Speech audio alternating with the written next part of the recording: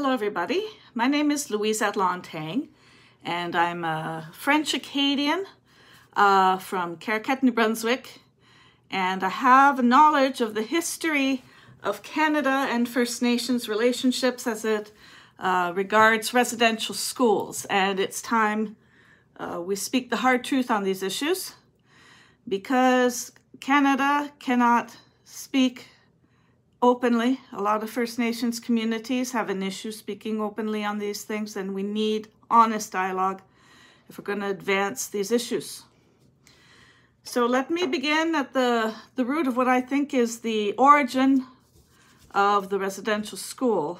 It's rooted to the formation of the First Nationhood of Canada. The nation was made in 1610 with Acadia Métis and the Vatican. By way of the Vatican Concordat of 1610, Mi'kmaq became a nation. Mi'kmaq at the time encompassed a lot of the area which people refer to as Acadia, and it was referred to that in Europe and by many other nations. It was not something that we didn't know, and we know Acadia Métis is Mi'kmaq as well. That's a known thing.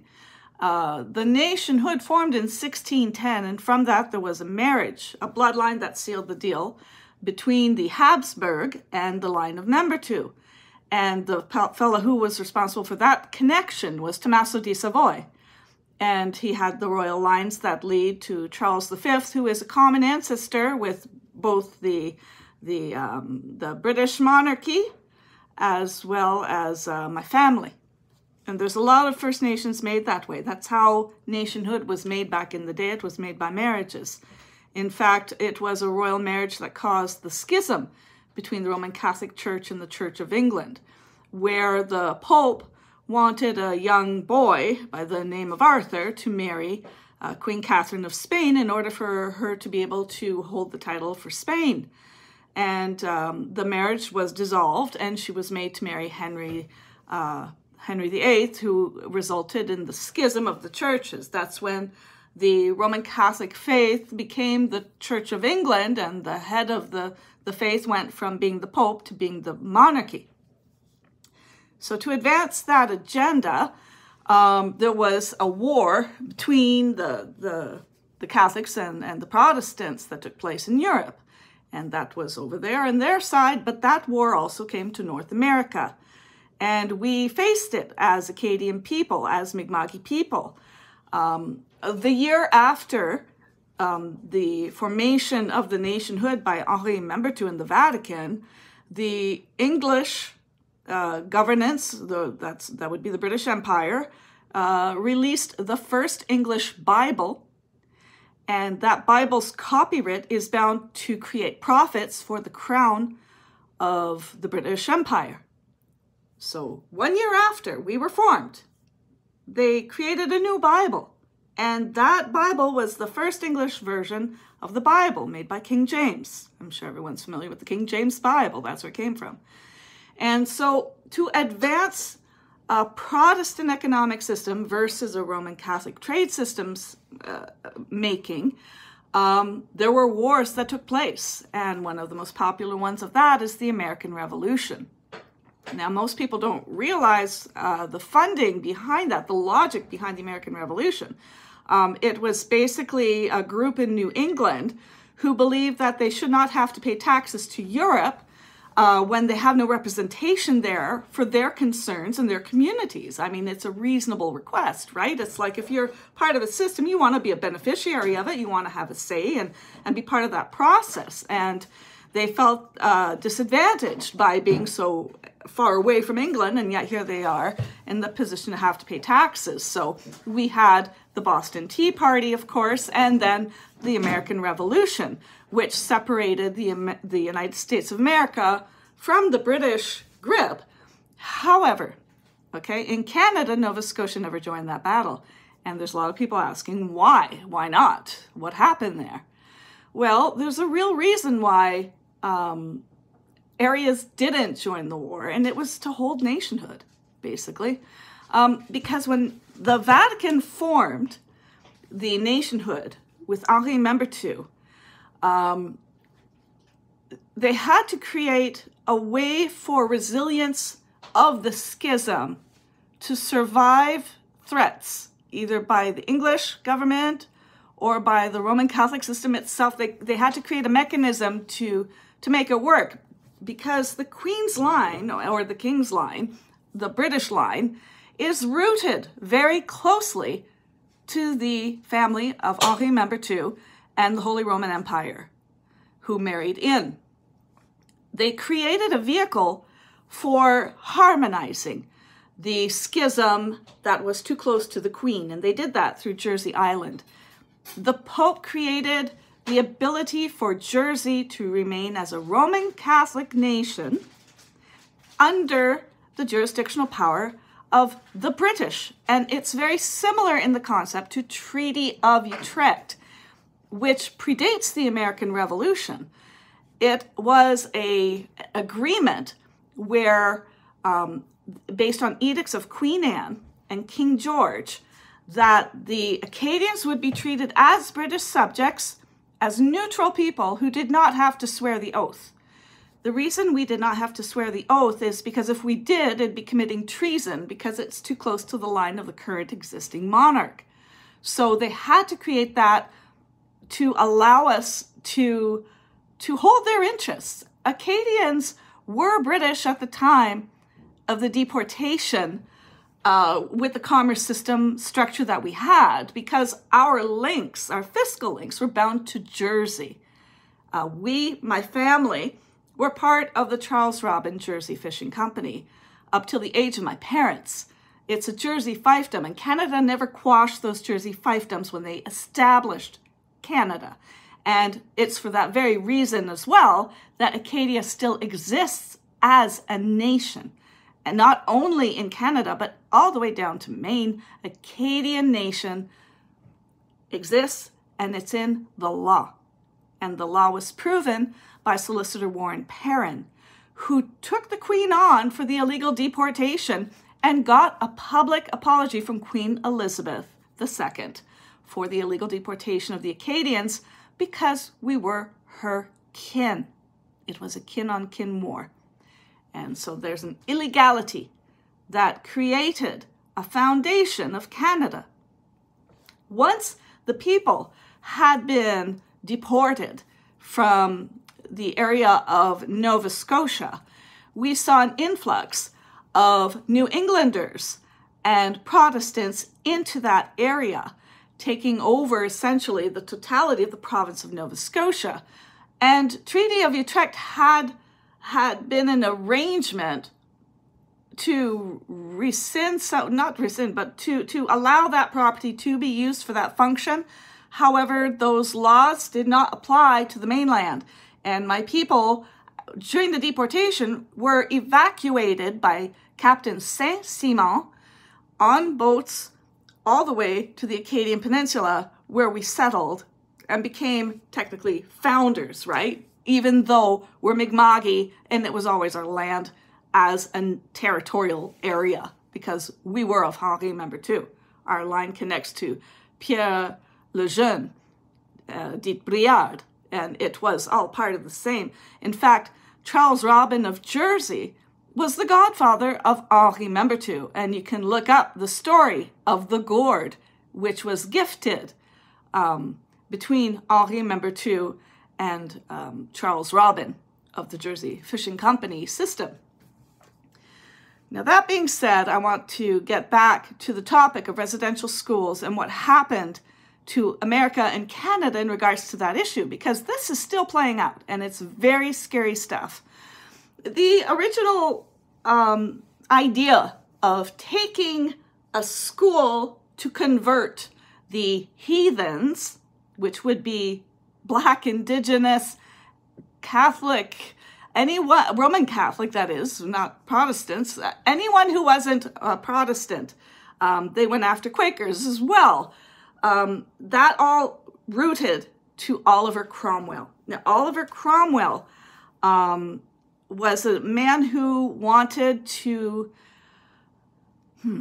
colonialize North America and standardize the currency to basically wipe out the Vatican commerce system and replace it with a British Empire system. And they used religion as a vehicle to do that with this new English Bible of theirs. The English Bible of King James introduced many more terms regarding the term Lord and servitude. It had concepts of that slavery was somehow a divine right of the people that God had lifted to be in that position. It introduced terms like Lord and Master and a lot of subjugation of nature rather than people acting as stewards of nature. And those are ideas which have advanced a lot of the capitalism and destruction of lands. And it's an issue because we have to work within carrying capacity of the land if we're all going to survive climate change, and we haven't done that. So getting back to Oliver Cromwell. Oliver Cromwell's family motto was, "Peace is sought through war." In order to achieve his idea of harmonizing the commerce system to one system of currency, he created the other. The other were the heathens in his view. Like I said, there was the Quakers, there were Black people, there was Roman Catholic people, there was the indigenous people, there was Latino, anybody who was different by race or by language. Even the French were enemies for them. Everybody who was different than his ideal of people were subject to genocide, smallpox, all kind of issue of displacement and deportation. When the deportation of Acadia happened, it didn't just stay in Acadia. It went all the way to Standing Rock with Jeffrey Amherst. You look at the historical reports, you'll find out Jeffrey Amherst was a member of the King Solomon Lodge 54 in Digby, Nova Scotia. In fact, it's the same lodge that Charles Lawrence was involved with, the same lodge that Edward Cornwallis was a part of. And they didn't just do the genocides in Canada at this time, they were doing it in Scotland. They were doing it around the world. The same concept of destroying and attacking Roman Catholic nations to raise their own system. Okay, so it was a world war of sorts. And this guy did huge damage to the fabric of North America and the relations to Indigenous people. So in July 27, 1649, the New England Company formed with the mandate to support the laws written by Oliver Cromwell. They created the Act to promote and propagate the gospel of Jesus Christ. Not the Vatican interpretation of that, but the Protestant interpretation of that as understood by Cromwell, who was not a fan of religion in general. In fact, people used to call Oliver Cromwell the Antichrist. There was so much hatred towards what he did to people that they exhumed his body, rehung it, and decapitated the guy. Okay, so he's not exactly a hero when it comes to history. So the New England Company was funded by sympathizers to Cromwell, including Reverend Daniel Williams, who was a very wealthy man who created a 2,000-year-old trust fund for the New England Company, with extra proceeds going to Harvard, with extra proceeds going to Cambridge University as well. Now, who crafted American law? And who sponsored the crafting of American law? Okay? They were not dumb in their approach. They were very, very systemic to get their agenda fulfilled, to eradicate and control the economy and the race and the language, etc., etc. So the will that he left was written in 1711, and it was in effect by 1790. That's a 2,000-year-old contract to keep funding the New England Company. Now, the New England Company was responsible for creating the first residential schools. and they are still in business in Canada to this day. After the American Revolution took place, they were forbidden from working in the United States, but not in Canada.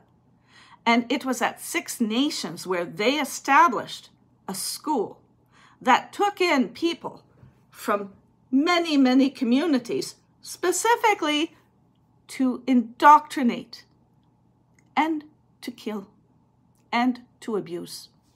The first, if you go to the New England Company website, which is online, they go to the history page and read the PDF associated with that. You will see that when they did the first generations of this schooling, the kids were educated, but they didn't survive the climate because they didn't have the skill sets to do it. They lost the skill sets of their mothers and their fathers as to how to survive in winter in Canada during that age. Then they kept recruiting more and more children into the system, stripping them of their Indigenous knowledge, of their language, and even of their hair.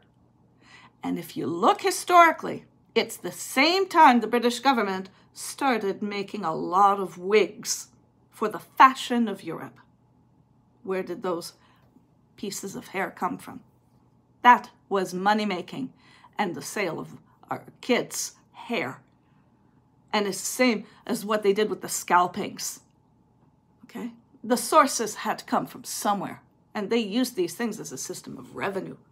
There was all kinds of travesties that took place in these schools to break the spirit of the people, to train the heathens, according to their own wording of that policy. It's dreadful.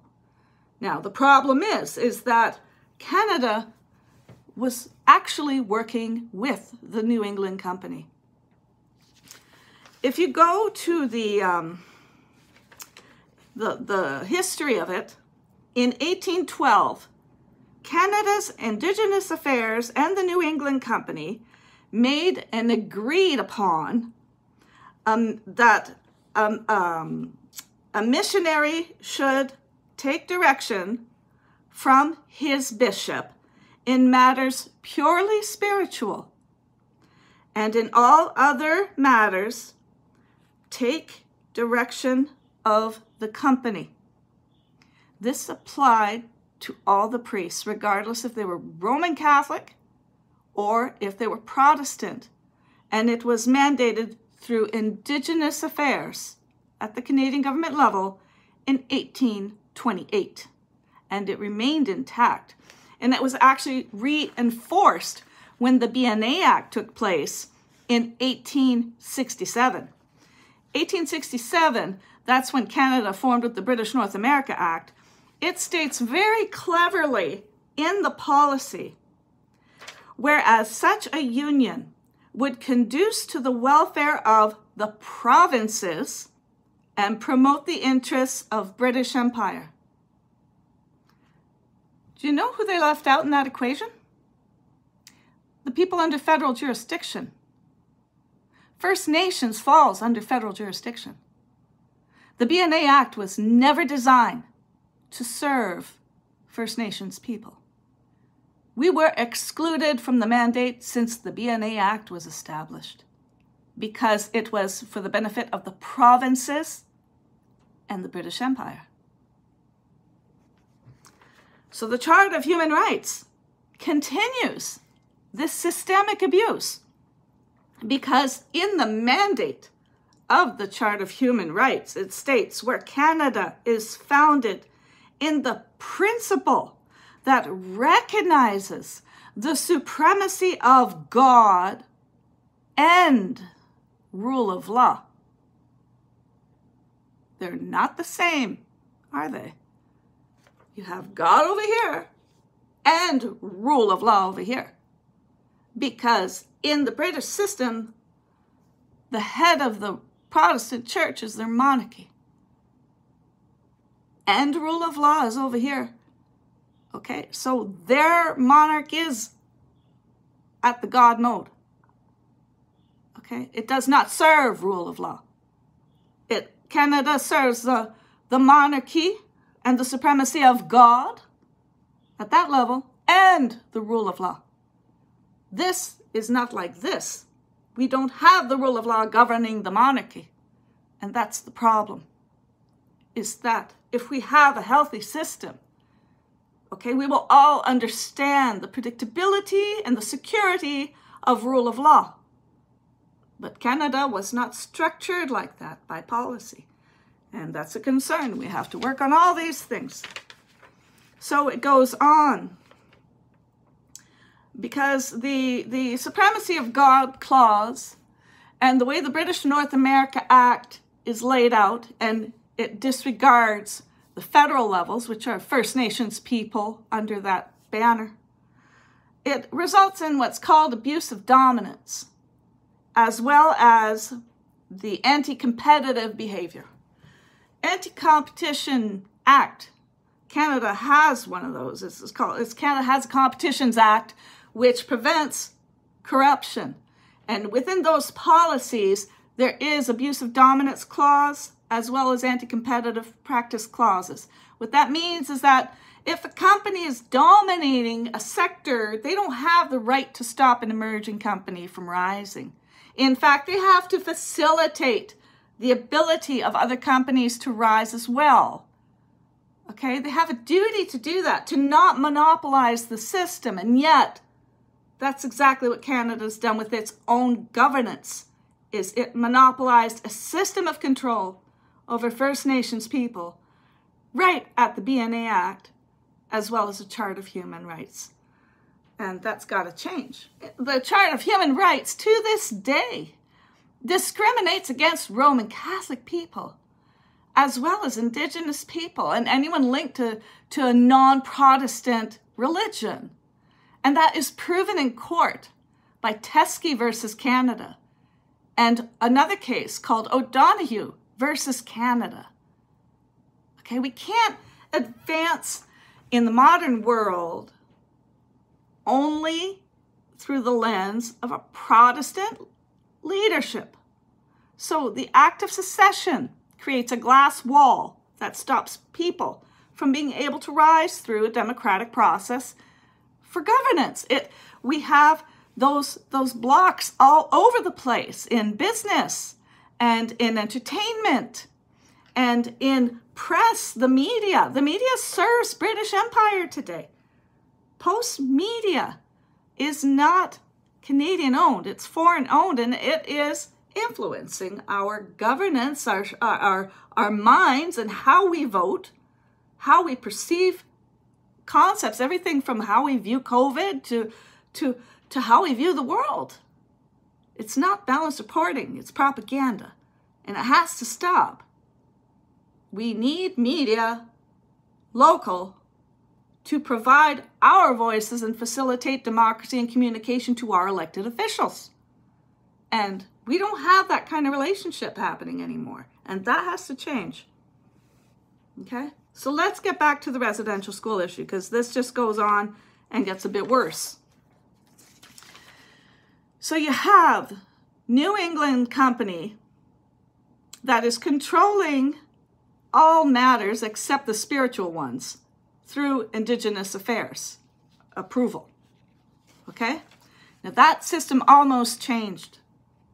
They tried to take away the power of the New England Company over Indigenous Affairs, and they did it in 1969. That was actually the year of my birth. So I shouldn't be saying that, because well, I'm old. I have to admit it. That's the truth. I was born in 1969. Can't even squeak that out anymore. I've outed myself. Anyhow, 1969. It was Pierre Trudeau who introduced the white paper.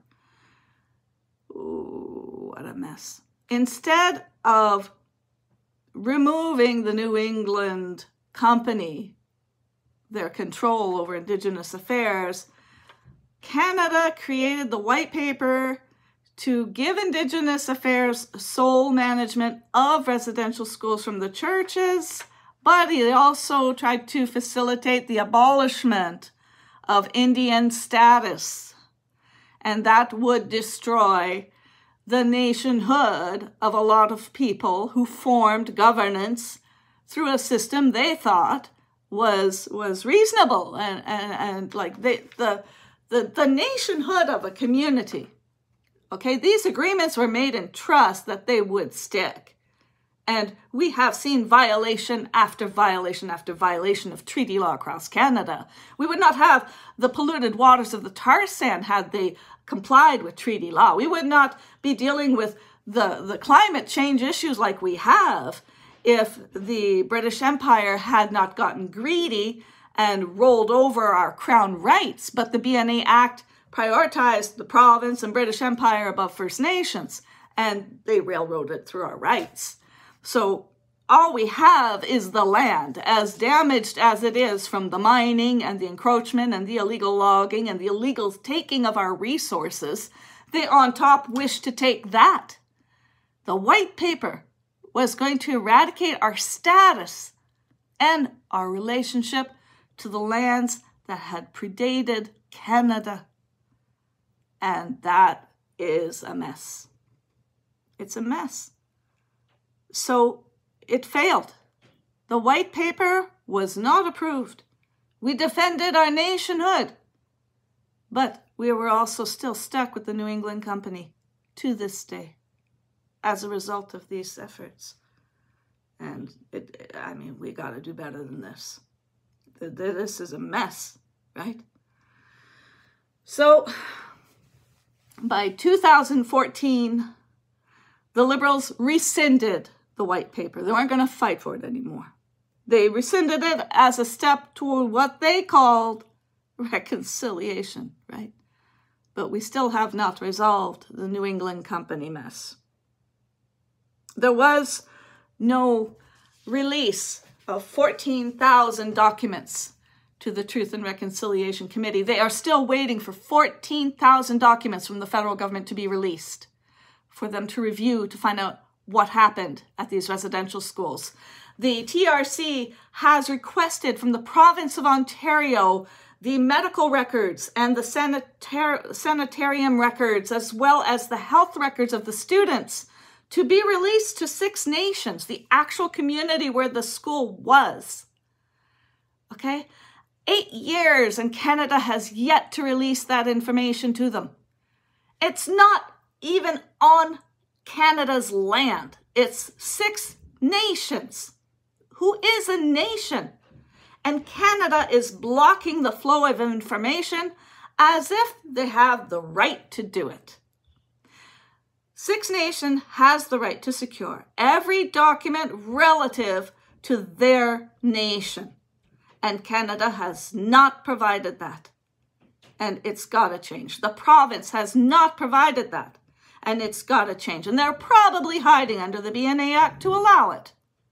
But I, as an Acadian, know that Canada never was a country. Canada was a shell company of British Empire since the day it was the Dominion of Canada. The nationhood of my people was a nation, and it has not changed. It was proven with the apology of Queen Elizabeth during the time when Warren Perrin got the apology. If the deportation was illegal, the rest of it was too. You've built your house on sand. That sand is not a foundation that is reasonable unless you couch it with the people of the land who predated you, who had lawful nationhood. Okay? So, we need to revisit. We need to revise. We need to stop Canada's abuse of dominance and anti-competitive practices. We need the City of London to stop lying to people and admit what they did when they created Canada. We need to dissolve the New England Company, whose mandate is nothing but racist. We need to rescind the laws of Oliver Cromwell. And we need the Vatican to rescind Terra Nullius. And we need the Vatican to own the fact that Acadians were kept as slaves to Jersey, paid in tokens up to the age of my parents. And their priests raped us. Vatican has to own it. The Church of England has to own it. The First Nations, who are built somewhere in the middle of all this mess, have to own it. But we cannot advance if we're not consulted. Going to a Canadian-made agency called the AFN is not enough of a consultation. You need Acadians there. You need all of the Haudenosaunee, all the nations that predated Canada there, as well as the Canadian-made entities. We are not people to be hidden under a bushel. And Canada tried.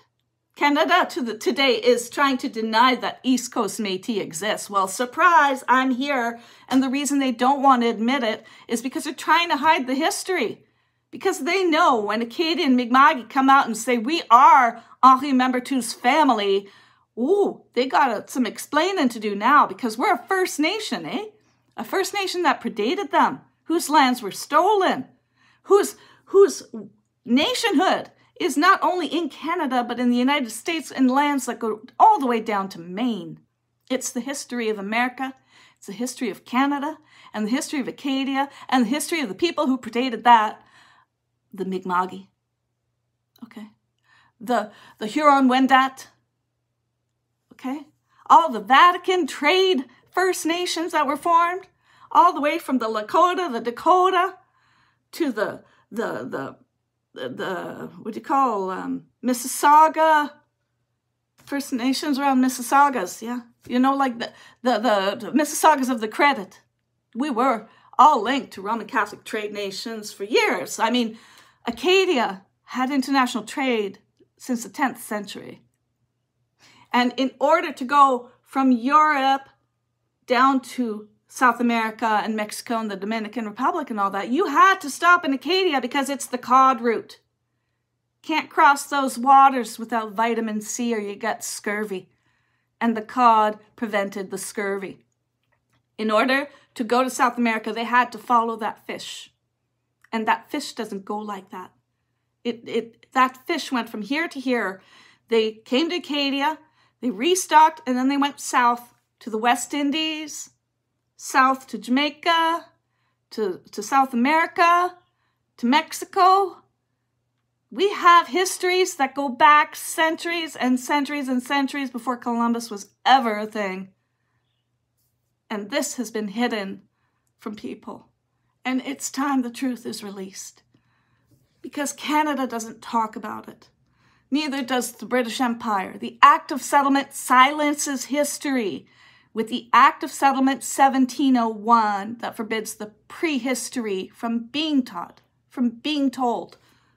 All they teach is the British history according to their narrative. They never tell our side of the story. They have no mandate to. So, right now we're dealing with the situation of the bodies being searched for at Six Nations. They're doing the ground penetrating radar right now. They're going to start digging around the spring, so I've been told, 500 acres or so. There's a lot of communities going to be affected by that. And we need the data released in good faith from Canada. And we need Canadians to pressure Canada to do the right thing because we all need truth. We need closure. We cannot undo the past, but we have to be informed so we can make informed decisions for where we go from here. Everybody can agree that children deserve clean water, education, and health care. If we can agree on the care of children in equity, and we maintain that philosophy of care through the rest of their life, then we're gonna heal together and create a better world together. But it takes economic justice and policy changes to do it. The BCNA Act has to have regard for First Nations people. Okay, we cannot exclude them from the benefits of what this is that we have today. We need an inclusive and a just recovery. We need truth to history, and we need to figure out what our path from here will be. Do we want the New England Company in Canada, or do we want the bastards gone? My view, kick them out. Do we want the laws of Cromwell to influence Canada, or are we going to kick that system out as well? The choice is up to us. And now that you know you even have one, now that you know the history, please write to your MPs or MPPs, talk to your elected officials, and let's get the ball going on making a better system for everybody.